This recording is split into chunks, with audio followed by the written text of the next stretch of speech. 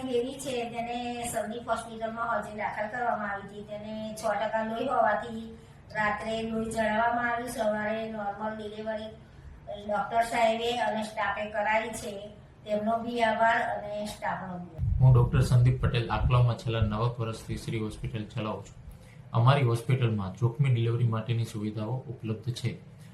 કાલે જ અમારી હોસ્પિટલમાં મુજકુવા ગામના સરપંચ શ્રી મનુભાઈની દીકરી, જેને ખૂબ જ લોહી ઓછું એટલે કે 6% લોહી હોય, ડિલિવરીના દુખાવા સાથે દાખલ કરેલા. આવા દર્દીઓને અમે લોહીની તાત્કાલિક વ્યવસ્થા કરી અને જોખમી ડિલિવરી નોર્મલ રીતે સારી રીતે કરાવીએ છીએ. અમારી હોસ્પિટલમાં બીજી જોખમી ડિલિવરી જેવી કે પ્લેટલેટ ખૂબ ઓછા હોવા, લોહી ખૂબ જ ઓછું હોવું, આગળ 2 થી વધારે સીઝર હોવા, મેલીનો ભાગ નીચે હોવો, કે ડિલિવરી ટાઈમે અચાનક માસિક ચાલુ થઈ જવું, કે મેલી છૂટી પડી જવી, કે ડિલિવરીમાં અચાનક બીપી વધી જવું, કે ડિલિવરીમાં ખેંચ આવી જવી, આવા બધા જ પ્રકારના અલગ અલગ જોખમી ડિલિવરી થતી હોય છે. અમારી બેબી જાગૃતિબેન છે, જેઓને ગઈકાલે રાત્રે 8 કલાકે ડિલિવરી માટે દાખલ કરેલા. એમાં તેઓને 6.5% બ્લડ હતું.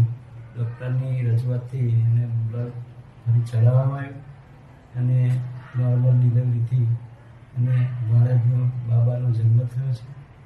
ડૉક્ટરનો આભાર, સ્ટાફનો આભાર, શ્રી હોસ્પિટલનો આભારી છું.